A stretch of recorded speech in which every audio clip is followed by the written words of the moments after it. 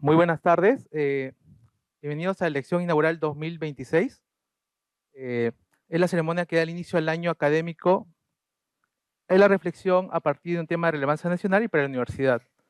El día de hoy, el profesor Mario Montalbetti dará una conferencia titulada 1917, 109 años después, a través de la cual propondrá una mirada crítica y situada en el presente para dialogar con la historia de la PUC.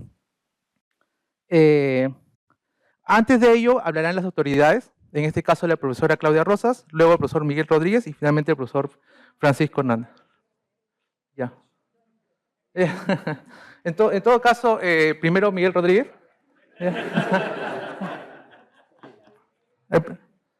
El botón rojito, el derecho. Muchas gracias. Puro de última hora. Estimada doctora Claudia Rosas, decana de Estudios Generales Letras, estimado doctor Francisco Hernández, decano de la Facultad de Letras y Ciencias Humanas, estimado doctor Mario Montalbetti, nuestro ilustre invitado hoy, estimados y estimados colegas. Es un honor, por supuesto, para el departamento recibir aquí, en el Auditorio de Humanidades, la lección inaugural de apertura del año académico 2026. Este es un rito ya inaugurado hace mucho, que convoca juntos a estudiantes y docentes a celebrar la continuación de nuestra tarea fundamental, que es la transmisión de conocimiento a través de nuestras clases, nuestras asesorías, nuestros seminarios y toda la variedad de encuentros que la universidad promueve para que la academia se mantenga viva entre nosotros y la tradición de reflexionar constantemente sobre lo que sabemos y lo que no sabemos, de plantearnos preguntas y retos, de identificar metódicamente nuestros alcances y nuestros límites. Esta tradición se renueve en las siguientes generaciones y permita seguir germinando en nuestro país, como ha venido sucediendo en los 57 años de vida del departamento, los 55 años de estudios generales y los 109 años de nuestra universidad. Le tocaron, como a todos los hombres, malos tiempos en que vivir. Escribió Borges refiriéndose al destino de su pariente Juan Crisóstomo Lafinur, poeta, filósofo y educador, quien murió joven y en el destierro. Tal como van las cosas hoy, cualquier peruano podría identificarse con la frase. Y también cualquier humanista, cualquier artista, cualquier educador. No solo parece que el Perú está siempre en crisis, también parece que la universidad está siempre en crisis. Que está siempre en crisis esta universidad, que a las humanidades les han tocado siempre malos tiempos en que vivir. De hecho, han recordado recientes estudiosos sobre estos temas que al hablar de la crisis de humanidades, de la crisis de las humanidades y de la universidad, fue iniciada esta tradición en 1830, en un libro del también educador Adolfo Tiesterbeck, en un opúsculo que llamó La pobredumbre de las universidades alemanas, en 1836, donde al parecer se quejaba de que las universidades hubieran fracasado en la formación de pensadores libres, en la promoción de la vocación intelectual, y acusaba a los docentes de someterse a un sistema que les exigía producir investigación y publicar y cumplir con ciertos números mínimos de alumnos matriculados. Suena familiar, ¿no? Aunque es de hace 190 años. No digo esto para minimizar la crisis y menos aún para deslegitimar los esfuerzos por seguir subrayando. Al contrario, como Carlos Peña, rector de la Universidad Diego Portales, ha subrayado en un reciente libro sobre el tema, estar siempre en crisis es lo que define a las humanidades, porque su rol fundamental es intentar descubrir precisamente aquello que se oculta a la primera mirada, interpretar y reinterpretar, incluso a riesgo de sobreinterpretar. Interpretar, reinterpretar las señales de los tiempos que nos han tocado vivir. Balancear el entusiasmo, verificar si está allí efectivamente el vestido del emperador, apuntar con el dedo inelegantemente, porque ¿qué otra cosa es la elegancia sino la conformidad, la su misión.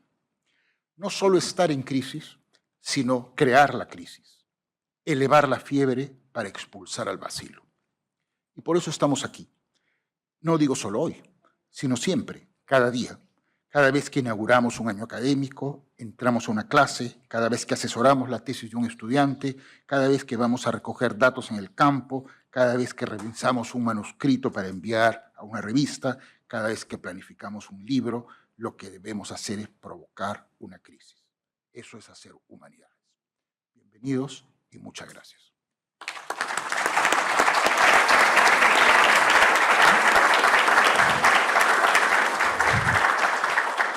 Muchas gracias, Miguel Rodríguez Moñedo, doctor.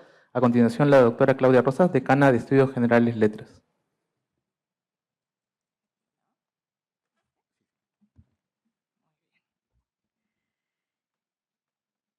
Queridos y queridas miembros de la comunidad PUC, distinguidos miembros de la mesa, colegas, amigos, mi agradecimiento a Mario Montalbetti por la lección inaugural que va a dar ahora y a Miguel Rodríguez y Paco Hernández por coorganizarla con Estudios Generales Letras, como es costumbre hace ya varios años. Y además, esta lección inaugural cae el día del libro y ha sido una coincidencia feliz. Quisiera empezar estas palabras, voy a calcular mi tiempo, quisiera empezar estas palabras haciendo alusión a la evocación que hace Aldo Schiavone al inicio de su libro La storia spezzata, Roma antica e Occidente moderno.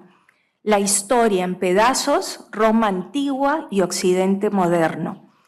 Hacia la mitad del siglo II después de Cristo, un joven brillante que se expresaba en lengua griega, nacido y educado en Misia, una provincia de Asia Menor, ofreció un discurso en la corte imperial de Roma, destinado a ser famoso. El orador se llamaba Helio Arístides, invitado gracias a los buenos auspicios de su maestro Alejandro, que contribuyó a la educación de Marco Aurelio. Su argumento era un elogio de Roma, el carácter de la ciudad, la comparación con los imperios del pasado, la riqueza en el consumo, el refinamiento de las costumbres, la bondad de las instituciones y del gobierno, mucho de lo cual reposaba en el sistema esclavista, claro está. La conquista romana significaba una transformación completa del ambiente y de la vida social del género humano en la visión de Arístides y de la élite dirigente. La perspectiva era presentista y el futuro era visto como la indeterminada y estática prolongación del hoy.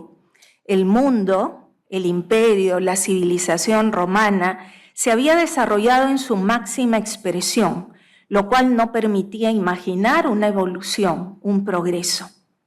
La crisis no era previsible ni prevista.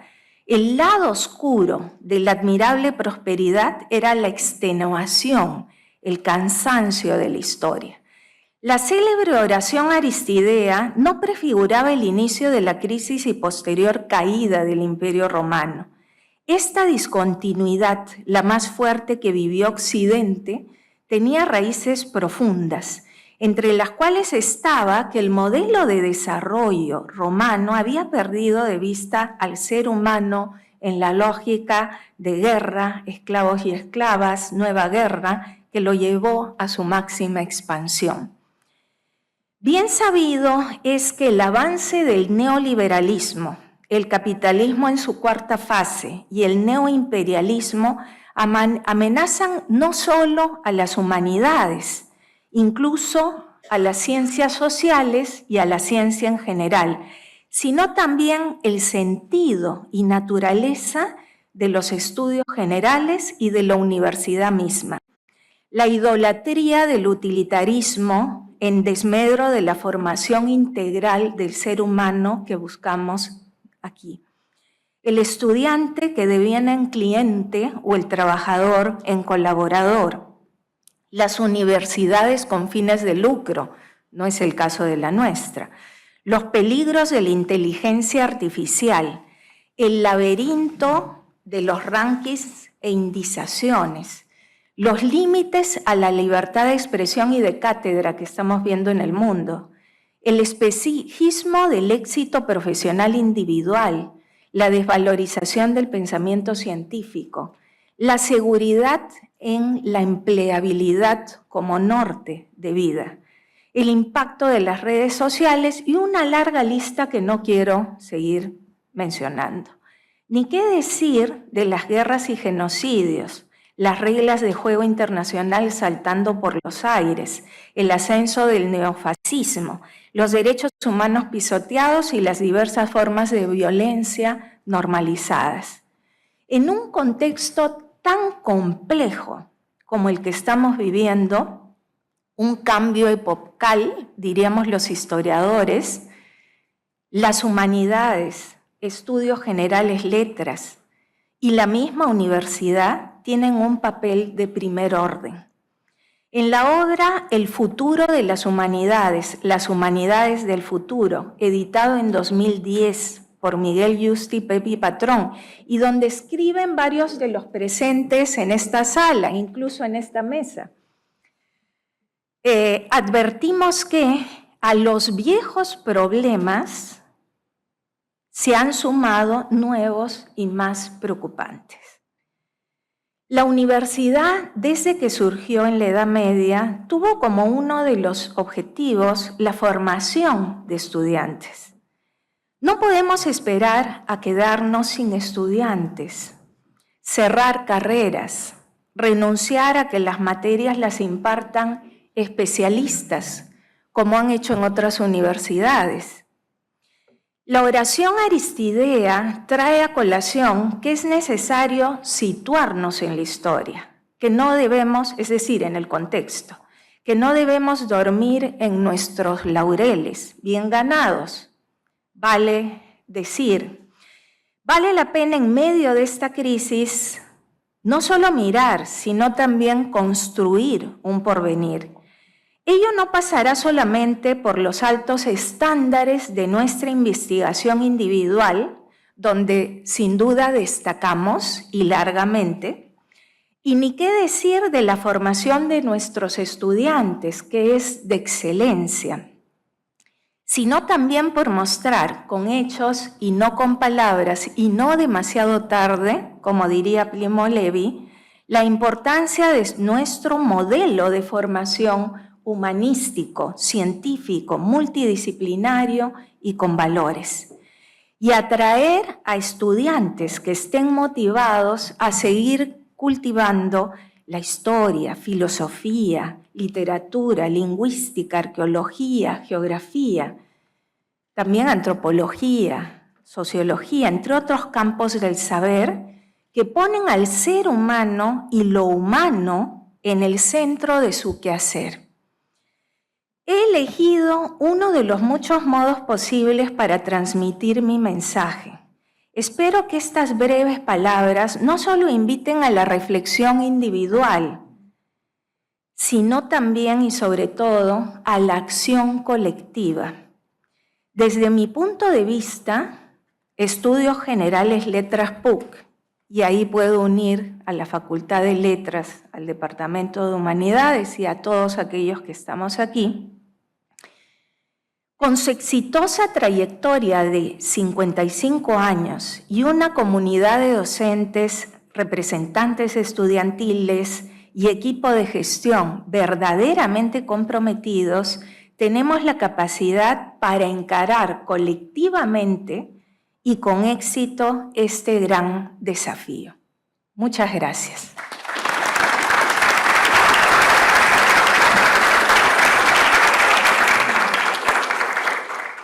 Muchas gracias, doctora Rosas. A continuación, el doctor Francisco Hernández, decano de la Facultad de Letras y Ciencias Humanas.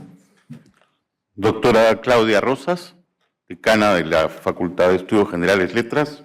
Doctor Miguel Rodríguez Mondoñedo, jefe del Departamento Académico de Humanidades, doctor Mario Montalbetti, colega profesor del Departamento de la Facultad y de Estudios Generales, señoras y señores, muy buenas tardes.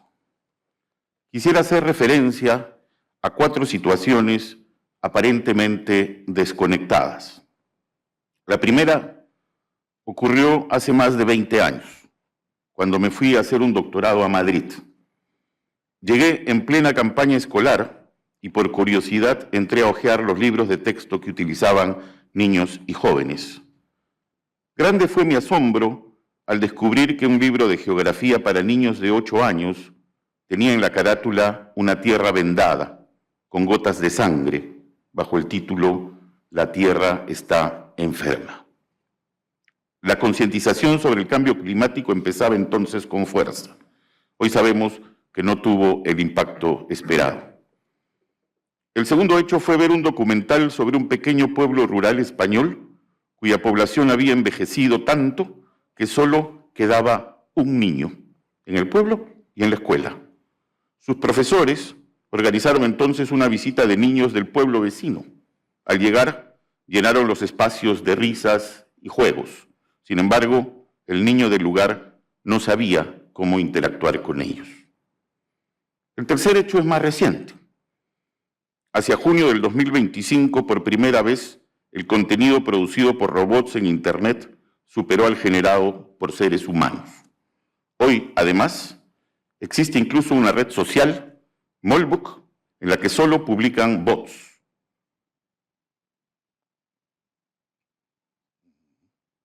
Mientras los humanos apenas podemos observar sus interacciones que resultan, por decirlo menos, inquietantes. Finalmente, hace poco revisé las cifras de nacimientos en el Perú, que han disminuido de manera alarmante, situándose ya por debajo de la tasa de reemplazo generacional, con consecuencias que pronto comenzarán a sentirse en la sociedad. En un mundo y en un país que envejece y se automatiza, es pertinente preguntarnos qué papel deben desempeñar las humanidades.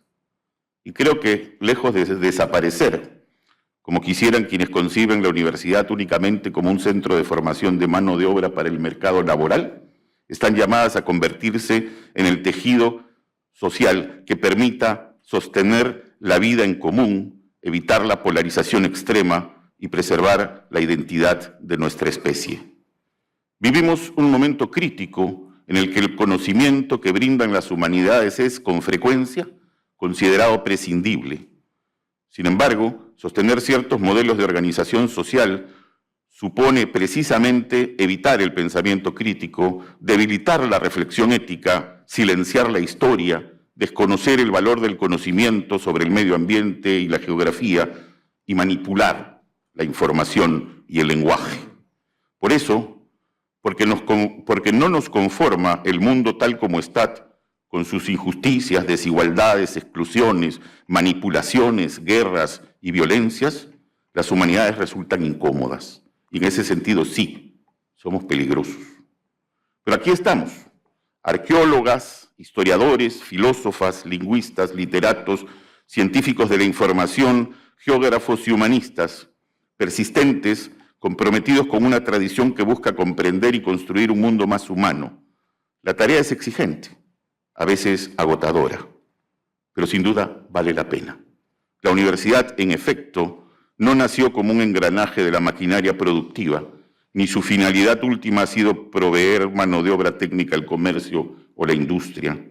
Desde sus orígenes, en instituciones como Salamanca u Oxford, la universidad ha sido un espacio dedicado a la formación de pensamiento crítico y no se limitó a reproducir saberes, sino que se construyó como un ámbito de libertad donde el conocimiento se integra para transformarse. Su misión histórica no es adaptar a los jóvenes al mundo tal como es, sino dotarlos de las herramientas necesarias para comprenderlo, cuestionarlo y eventualmente transformarlo. Por ello, la investigación no es una actividad secundaria, sino el núcleo mismo de nuestra identidad. Más allá de custodiar el legado intelectual, la universidad existe para expandir las fronteras de lo posible. No buscamos formar únicamente especialistas, sino personas capaces de incidir en el entorno desde la curiosidad, el rigor y el pensamiento crítico. Al investigar, cumplimos con una promesa fundamental, que el conocimiento no sea una pieza estática, sino una fuerza viva que impulse el desarrollo de la sociedad. Pero no estamos aquí para lamentarnos. Hoy es, sobre todo, una ocasión de encuentro y celebración. Nos reunimos Estudios Generales Letras, el Departamento de Humanidades y la Facultad de Letras y Ciencias Humanas en uno de los rituales más significativos del claustro universitario, la lección inaugural.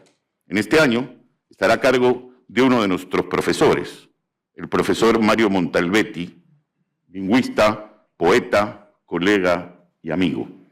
Lo conozco desde hace muchos años. La primera vez que supe de él fue hace casi 40, cuando yo era cachimbo. Llevaba lengua 1 con la doctora Beatriz Mauqui, mientras varios de mis amigos estaban con Mario. Yo memorizaba que la lengua era forma y no sustancia. Él les repartía papeles con palabras en tagalog y los introducía a la gramática generativa.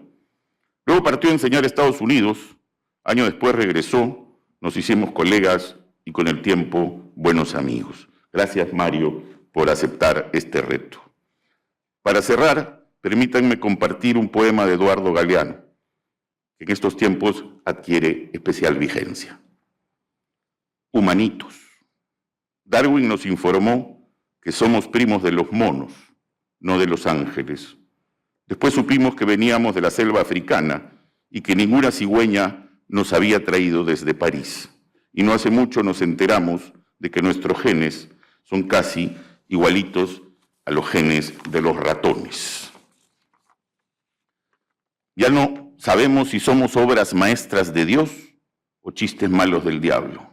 Nosotros, los humanitos, los exterminadores de todo, los cazadores del prójimo, los creadores de la bomba atómica, la bomba de hidrógeno y la bomba de neutrones, que es la más saludable de todas, porque liquida a las personas, pero deja intactas las cosas.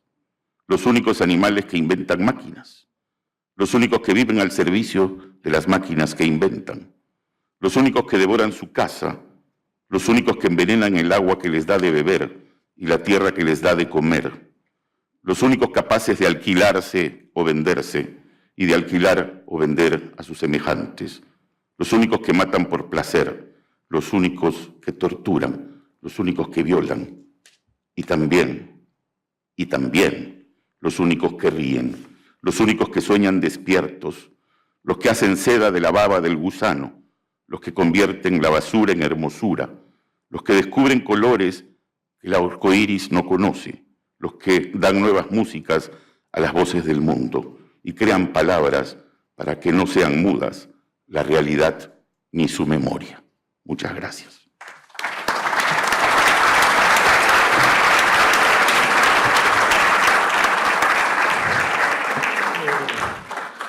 Muchas gracias, doctor Hernández. A continuación presentaré al doctor Montalbetti. Es profesor principal del Departamento de Humanidades. Es doctor en Lingüística por el MIT, bachiller en Lingüística y Literatura por la PUC, y es lingüista y un poeta reconocido internacional, cuyas investigaciones se centran entre las relaciones entre la metalingüística y la metapsicología. Además de sus múltiples poemarios, es autor de diversos libros de ensayos acerca de la naturaleza del lenguaje y su relación con la estructura de la mente y el desarrollo de la cultura. Ha recibido financiamiento de la PUC para sus investigaciones, obtuvo la asignación especial de investigación-creación, el premio de reconocimiento de investigación y fue fundador y coeditor de la revista cultural Hueso Húmero. Ha dictado clases en la Universidad de California, Los Ángeles, Universidad de Texas, Arizona, Cornell, entre otras más. Sin más, dejo la palabra al doctor Mario Montalbetti.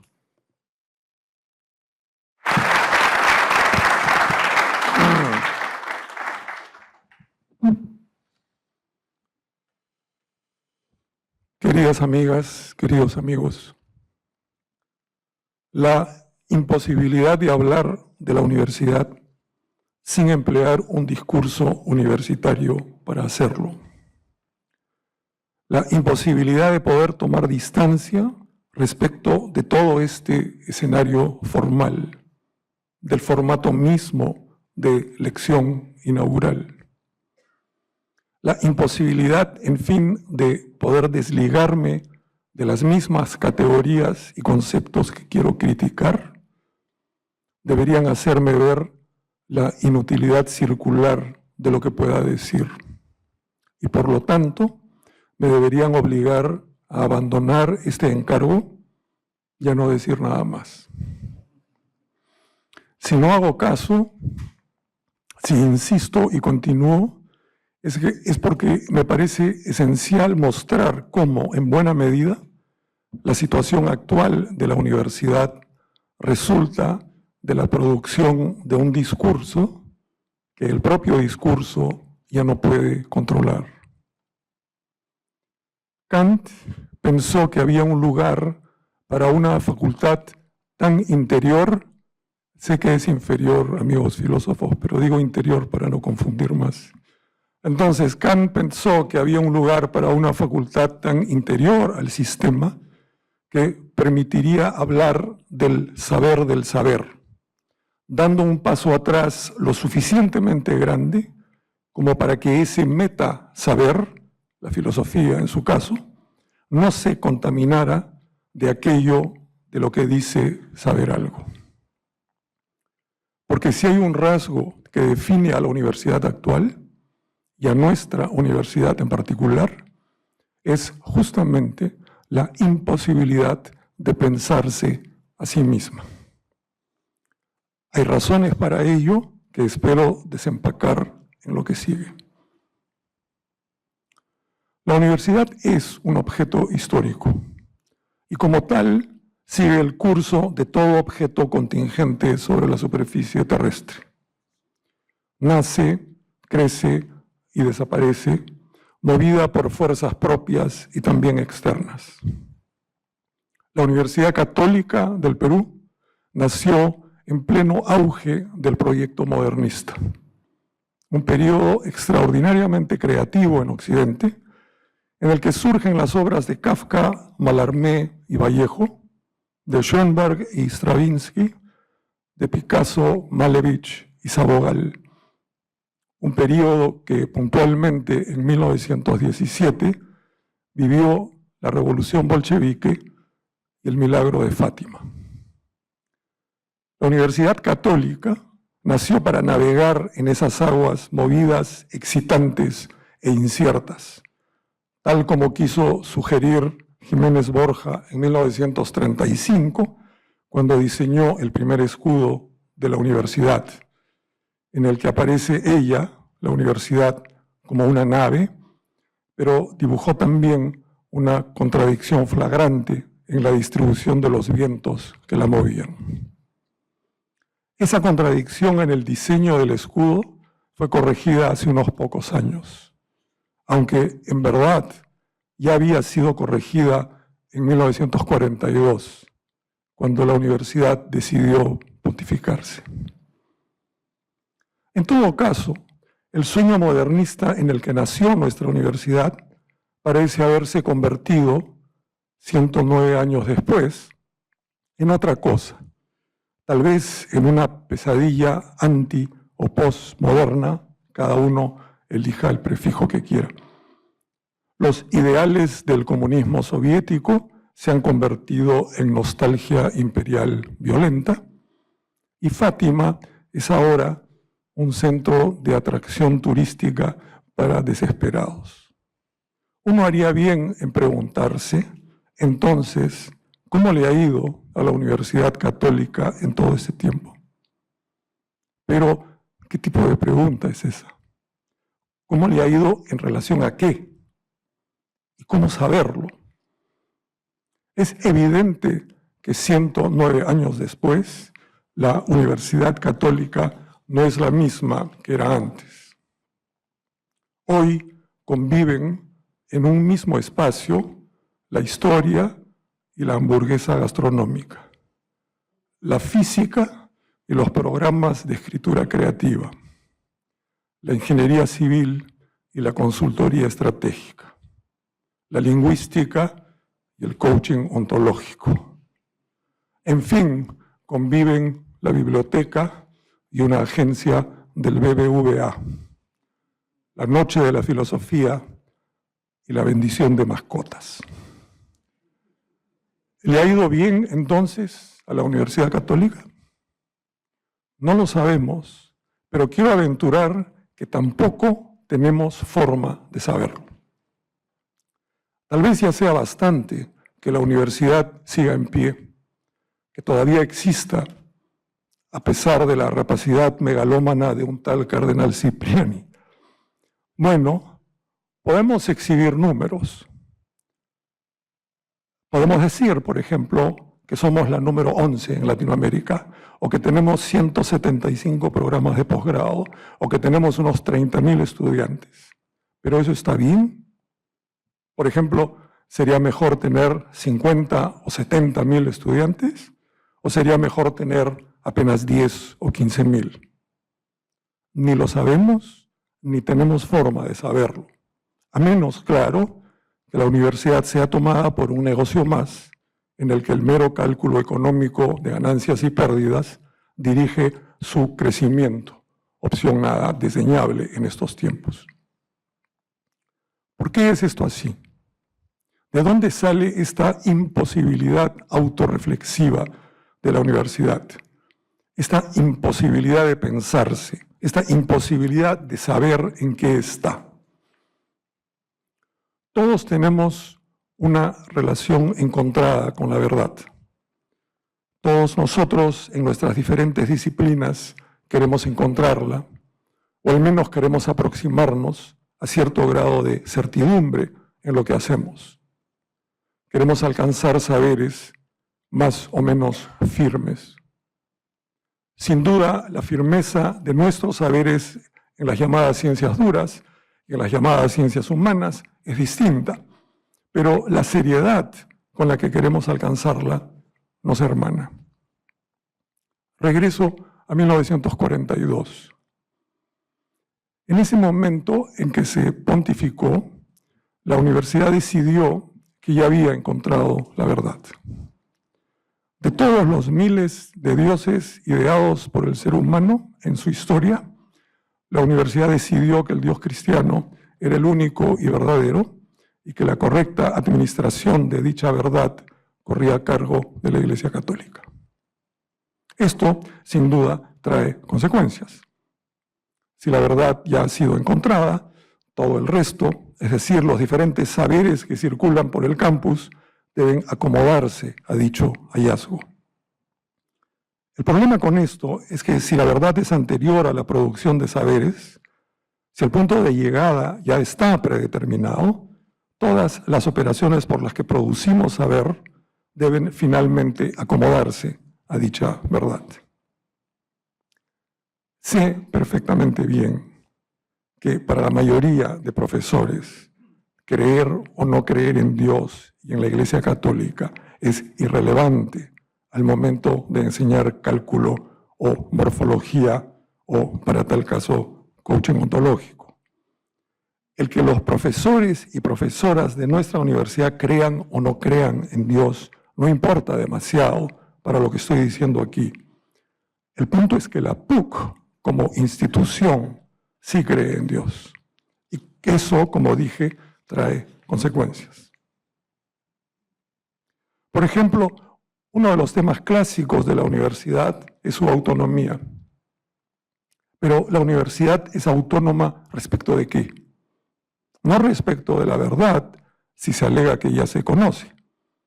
Tal vez es autónoma entonces respecto de la producción de saberes, pero estos se ven afectados no solo por la aceptación de una verdad, sino por el tipo de saberes que se permiten, incentivan y promueven. Permisos, incentivos y promociones que en buena medida provienen de fuera de la universidad.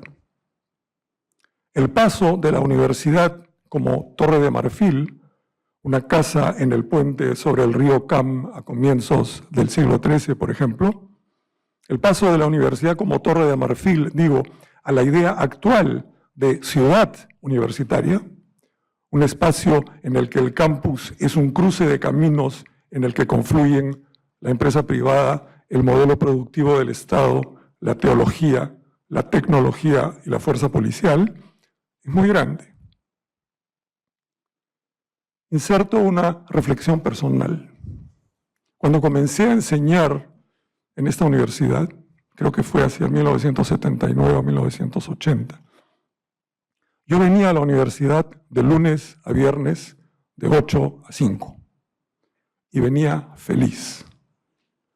Apenas llegaba, dejaba mis cosas en mi oficina y me iba a la cafetería de Ramón a tomar un café y a encontrarme con mis colegas de humanidades alrededor de una larga mesa que era denominada de profesores.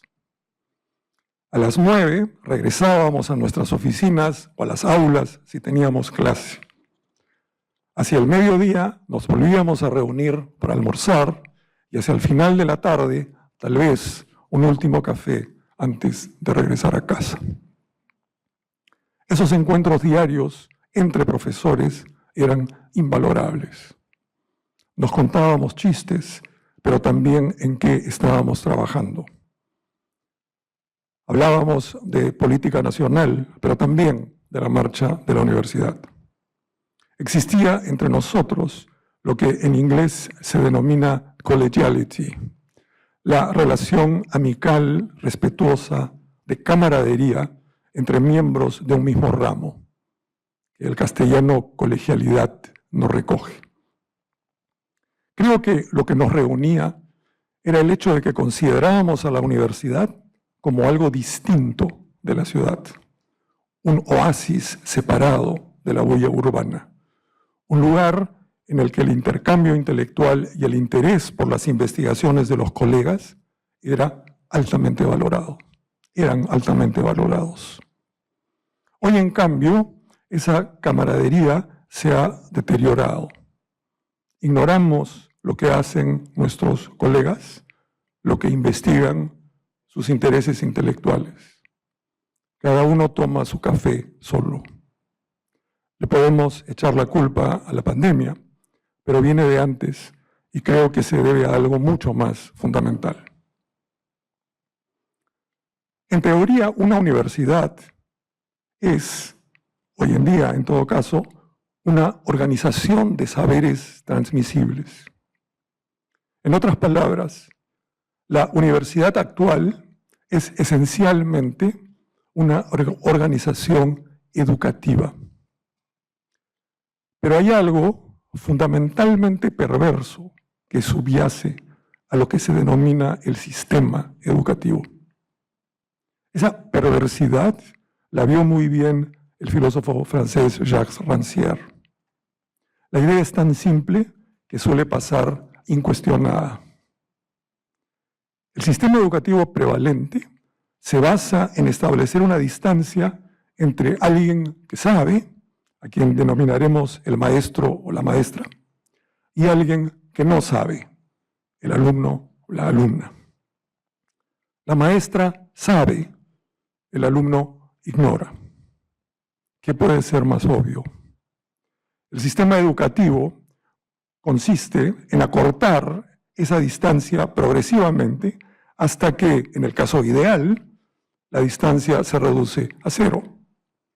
El saber se transmite, pero esa transmisibilidad es al mismo tiempo una declaración de ignorancia del alumno, genitivo-objetivo. Ignorancia que se la enrostramos con el sílabus en cada curso.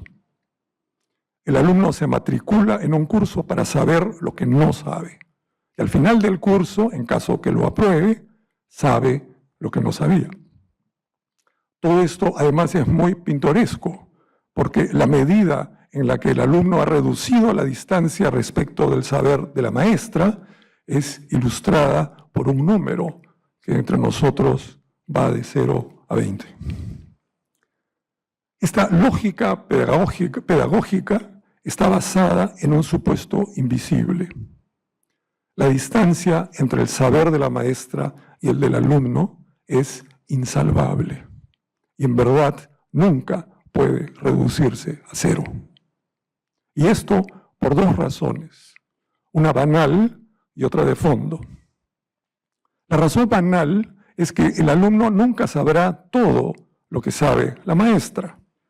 Por ejemplo, la maestra podrá haber transmitido al alumno el contenido del teorema de Pitágoras, de tal forma que el alumno ahora lo puede aplicar correctamente en una serie de casos, pero el alumno puede ignorar, por ejemplo, la prueba de que el teorema de Pitágoras es correcto, o para tal caso, donde nació Pitágoras. Información que la maestra pudo haber tenido y que no transmitió como parte de su enseñanza. Pero esto siempre ocurrirá y no es muy interesante, porque el saber transmitido siempre será selectivo. El punto es que parece evidente que sí hubo una transmisión de saber y que el alumno que antes ignoraba el teorema de Pitágoras ahora lo conoce. El que ciertos datos no se hayan transmitido no invalida la transmisión misma. Pero como digo, esto es más bien banal. La segunda razón, la razón de fondo, es uno de los pilares del sistema educativo. La maestra puede transmitirle al alumno todo el conocimiento que quiera, menos uno. Lo que el alumno nunca sabrá es qué es lo que no sabe. Y no lo sabrá por una razón estructural. El alumno nunca tiene acceso a qué es lo que ignora. Y eso es exactamente lo que lo define como alumno. No el no saber cierto contenido u otro, sino el no saber qué es lo que no sabe y debe saber. Todo el sistema educativo se basa en declarar, a veces bajo la graciosa fórmula de un programa de estudios, la ignorancia del alumno. Ignorancia que, repito, no se limita al contenido de ciertas materias, sino que incluye crucialmente el nunca enseñarle al alumno qué es lo que ignora, o puesto de otra forma, qué es lo que debe saber. Doble ignorancia la del alumno, ignora saber lo que ignora e ignora cómo saber qué es lo que necesita saber. Entonces, el alumno debe preguntarle a la maestra qué es lo que ignora. El alumno podrá saber más y más, sacarse un 20 en todos los cursos de su disciplina, pero nunca podrá saber qué es lo que necesita saber. Por su parte, el saber de la maestra no es solo un conjunto de conocimientos, es un lugar, es una posición. Y es una posición por la que lo primero que la maestra le enseña al alumno es que éste no sabe. Por supuesto, la determinación de qué es lo que el alumno no sabe es ideológica. Decía hace un momento que el modelo de la universidad como ciudad universitaria es el modelo del cruce de caminos en el que confluyen una serie de fuerzas externas a la universidad, como la empresa privada, el modelo productivo del Estado, la teología, las fuerzas policiales, la tecnología, etc. La frase que empleamos constantemente, sin realmente reparar en ella, es que preparamos a nuestros alumnos para la vida postuniversitaria. En otras palabras, los preparamos para que, como se dice, sean útiles a la sociedad, consiguiendo, con suerte, un trabajo en ella. Todo esto es así porque la universidad cambió de ser un centro de investigación con asistentes a ser un centro educativo con alumnos como clientes. Y esto seguirá siendo así mientras tomemos a la universidad como una institución educativa. Podemos preguntarnos nuevamente, ¿está bien que lo sea? No lo sabemos, ni tenemos forma de saberlo. ¿Por qué? Porque, como he dicho, si algo define a la universidad actual y a nuestra universidad en particular, es su incapacidad de pensarse a sí misma. Ahora bien, ¿por qué es esto así? Hemos dicho que la universidad actual es una organización de saberes transmisibles, pero ¿de qué tipo de organización se trata? Emplearé un término de mi disciplina para describirlo. Se trata de una organización paratáctica. La parataxis es un tipo de organización sintáctica en la que elementos independientes, oraciones o frases, son yuxtapuestos unos al lado del otro sin una conexión jerárquica entre ellos. Por ejemplo, yo puedo decir, yo me quedo, pero tú te vas. O puedo decir, yo me quedo, tú te vas. Esta segunda es una construcción paratáctica en la que la conexión entre la frase yo me quedo y la frase tú te vas no se establece explícitamente en la oración, como en el primer caso mediante la partícula adversativa pero. La universidad actual es una organización paratáctica de saberes en ese preciso sentido. La relación entre los saberes de las facultades es de yuxtaposición aditiva. Tenemos física y tenemos psicología y tenemos ingeniería y gestión y derecho y arquitectura y etc. De tal forma que la relación entre dichos saberes se deja a la libre interpretación de aquel que trate de entenderla, pero la universidad misma no la establece. Lo mismo ocurre en todos los estamentos universitarios. Al interior de la Facultad de Letras, por ejemplo, la organización de las especialidades es igualmente paratáctica. ¿Hay alguna conexión, pregunto, entre historia y filosofía y literatura y geografía? No, la única conexión es la de la conjunción y, la mera adición de un saber más. Y al interior de cada una de estas especialidades, la tendencia creciente es hacia la parataxis, reduciéndose significativamente el número de cursos que son requisitos para otros o prerequisitos, como se les llama. Es exactamente por esto que nos engañamos mucho cuando las reformas que tratamos de impulsar se limitan a cambiar el plan de estudios simplemente agregando o suprimiendo cursos, sin prestar la menor atención a la estructura misma de los cursos entre sí. Bueno, a veces la tenemos en cuenta, pero lo importante, finalmente, es cumplir con un cierto número de créditos, no con un verdadero programa de estudios. De paso, los así llamados estudios interdisciplinarios no constituyen un contraejemplo, ya que en ellos, mayoritariamente, la diversidad de enfoques son paratácticos entre sí, una mera yuxtaposición de puntos de vista. Ese tipo de organización se esparce por todo el campus. Tenemos una biblioteca y tenemos una agencia del BBVA. Y tenemos un laboratorio de antisísmica y tenemos una heladería. Y todos estos objetos conviven horizontalmente, sin mayor conexión entre ellos, salvo la de ser puntos terminales de consumo por parte de los alumnos.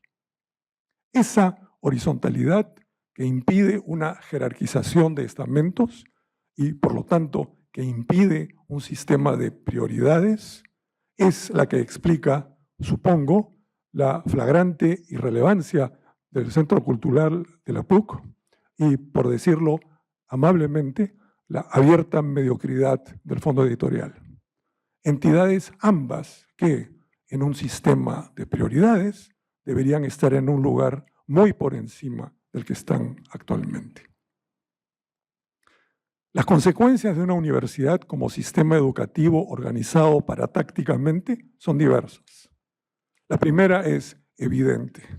Si no hay conexiones jerárquicas entre los saberes, la posibilidad de pensar la universidad como un todo se desvanece. Regresaré sobre esto en un momento. Pero hay otras consecuencias igualmente manifiestas. Mencioné hace un momento que en la PUC actual conviven, por ejemplo, la Noche de la Filosofía, organizada por el CEF, y la Bendición de Mascotas, organizada por el CAPO. Dejando de lado o no qué puede significar bendecir una mascota, pregunto, ¿es posible medir la importancia relativa de ambos eventos? La respuesta no es solamente no, sino que es visto de muy mal gusto criticar la bendición de mascotas, son tan tiernas después de todo, como me temo estoy haciendo yo aquí. Y la mascotización de la PUC es resueltamente viral. No quiero dar ejemplos porque todos los conocemos de sobra. Baste caminar por el Tontódromo cualquier jueves cultural como hoy. Quiero aludir brevemente, sin embargo, a una sorpresa que sospecho que todos los profesores recibimos al iniciarse este semestre académico. Algo denominado Instituto de Docencia Universitaria obsequió una caja de zapatos con una serie de regalitos adentro. Un gafete en el que podemos, supongo, consignar nuestros nombres, identificándonos como docentes que trabajamos para la PUC y no en la PUC, como debería ser. Unos stickers narcisistas que declaran amor por el propio Instituto de Docencia Universitaria. Unos cartoncitos explicándonos cómo podemos ser mejores docentes. Y todo esto en medio de una cantidad obscena y sospecho poco ecológica de papel picado. El signo bajo el cual recibimos estos presentes es el mismo que el de nuestro amor por las mascotas. La infantilización de nuestra universidad. El Instituto de Docencia Universitaria trata de jugarnos el mismo truco que nosotros jugamos con nuestros estudiantes. Nos dice que podemos saber mucho en nuestras respectivas disciplinas, pero ignoramos algo que ellos saben, cómo ser mejores docentes. Yo creo haber sido un buen profesor de lingüística. Creo que ya no lo soy, o que lo soy ocasionalmente. Admito que me cansa la infantilización, la mascotización y la poca seriedad estructural de nuestra universidad. Pero no creo que sea el Instituto de Docencia Universitaria el que me saque de esta depresión académica. Nos preguntamos frecuentemente sobre el futuro de las humanidades. Lo he respondido, como le consta a Marco Curátola, lo he respondido hace unos años en una conferencia sobre el tema. ¿Cuál es el futuro de las humanidades? Este es el futuro de las humanidades. Este presente que vivimos es el futuro de las humanidades. Y sospecho que a nadie le gusta mucho. No solamente por el peligro de perder trabajo, sino porque vemos que estructuralmente su importancia se ha degradado de manera significativa. Es simplemente un saber más o un conjunto de saberes más indistinguibles si no son resueltamente un estorbo respecto de otros. El filósofo chileno Willy Thayer ha ido un poco más allá y ha sugerido que el lugar de las humanidades hoy es el de proveer de un discurso kitsch a los discursos burocráticos de la universidad, a los discursos rectorales, a los discursos sobre la misión y los objetivos y los valores de la universidad. Esos discursos están llenos de palabras cada vez más vacías. Honestidad, integridad, ética ciudadana, excelencia, interculturalidad, diálogo, democracia, etc. Todas ellas presentes en la lista de valores que nuestra universidad dice que distinguen a la PUC de otras universidades. Cualquier idea que tratemos de elaborar sobre nuestra universidad se encoge al contacto con esas palabras y nos impiden pensar. Cierto, pensar no es una actividad que esté muy de moda en estos tiempos. La vieja consigna surrealista, ahora que piensen los espejos, ha sido inconsútilmente transformada en ahora que piense la inteligencia artificial. ¿Qué hacer entonces? Si el mundo de afuera quiere que la universidad deje de pensar, entonces pensar es lo primero que debemos hacer. Pero ¿cómo pensar y cómo pensarnos? No lo sé. Pero podríamos comenzar insistiendo en que somos una facultad de letras y no de números. Con las letras se piensa, con los números se calcula. Letras y números son indispensables, pero no debemos olvidar qué relación guardan entre sí. La Facultad de las Letras incluye a todas las facultades de esta universidad, incluyendo gastronomía, no solo a las de humanidades. Cuando Euclides sentó las bases de la geometría en Occidente, no usó números, sino letras para pensarlas y exponerlas. Revisen ustedes las páginas de sus elementos, solo hallarán letras. Así se pensaba y así se piensa con lenguaje. Es la generalidad abstracta de las letras articuladas, jerarquizadas, las que nos permite pensar. Ese lenguaje, y no el del Instituto de Docencia Universitaria, es el que debemos cuidar. Ahora quiero dejar de ser Montalbetti, o lo que me temo pasa por Montalbetti en esta universidad. Un poeta francotirador que es muy rápido cuando critica, pero que no propone nada constructivo para poder avanzar a partir de esas críticas. Quiero sugerir entonces un par de ideas un poco más optimistas. Mi primera idea probablemente sea impracticable a estas alturas, pero formularla nos permitirá abrir un horizonte distinto. La idea es que la universidad deje de ser una organización educativa y vuelva a ser una organización de investigación. Es decir, convertirnos en una universidad sin clases. La connotación marxista la están poniendo ustedes en estos momentos en sus sucias mentes. Pero no me refiero a eso. La única forma de romper la perversidad del sistema educativo por el que establecemos una distancia entre el saber de la maestra y la ignorancia del alumno es declarar nuestra propia ignorancia como docentes. Uno investiga porque no sabe.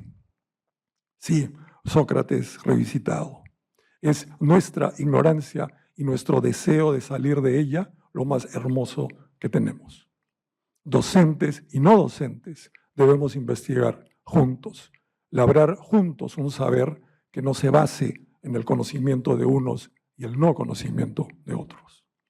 Es en este sentido que pienso en una universidad sin clases, es decir, en una universidad donde deje de existir el espacio que garantiza la distancia mencionada. Mi segunda idea, en cambio, es, creo, perfectamente practicable. Sigo creyendo, con mi maestro Luis Jaime Cisneros, que una de las joyas de la PUC es el programa de estudios generales.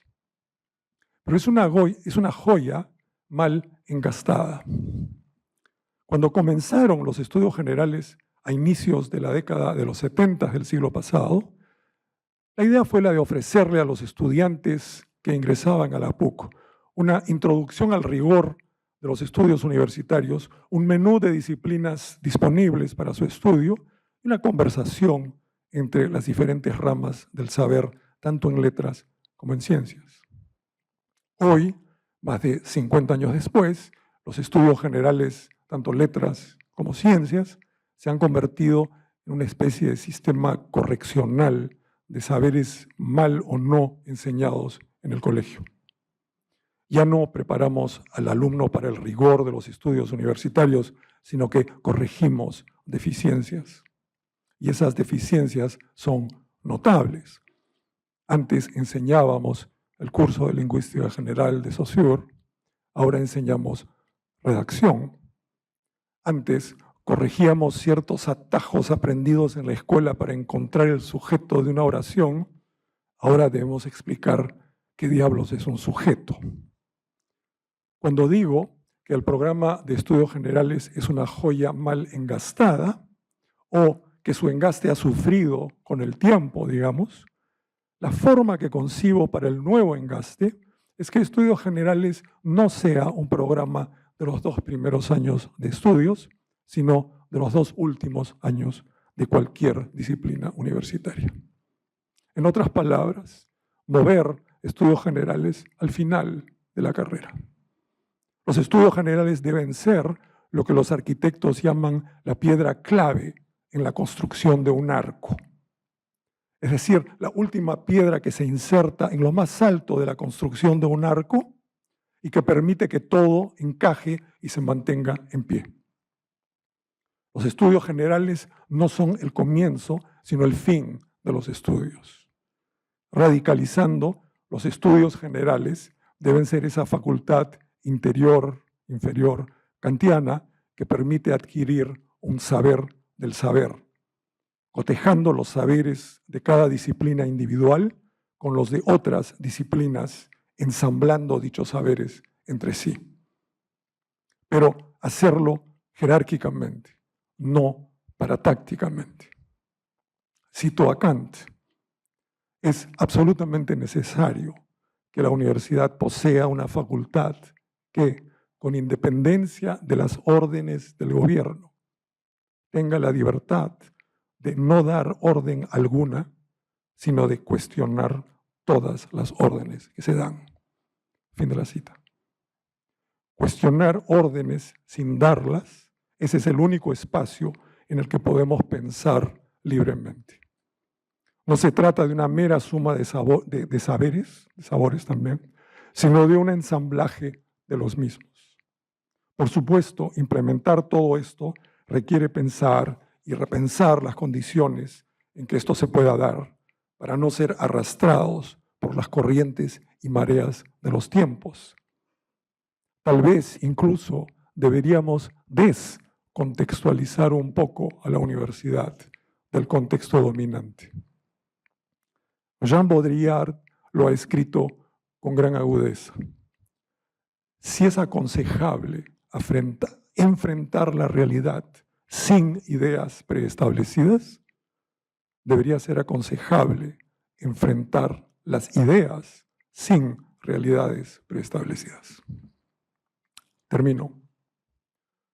Dije al inicio que no debería haber dicho todo lo que he dicho, y muchos de ustedes estarán de acuerdo, aunque por razones distintas.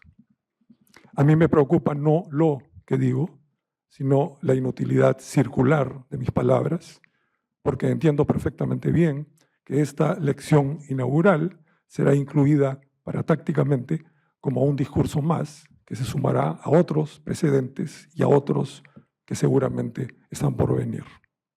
Pero aclaro, no reclamo una atención especial para este discurso frente a otros.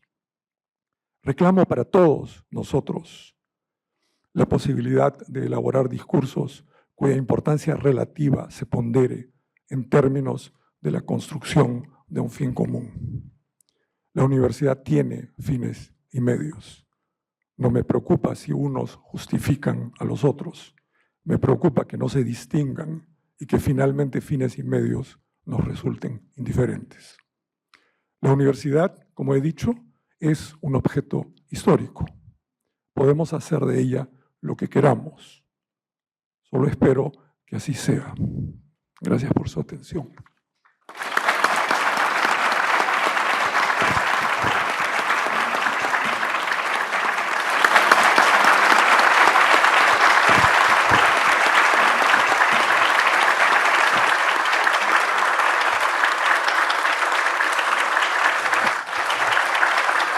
Muchísimas gracias, doctor Montalbetti, y a las autoridades por su participación. Se ha inaugurado el año 2026 y les invitamos a compartir un agradable coffee break afuera del auditorio. Muchas gracias.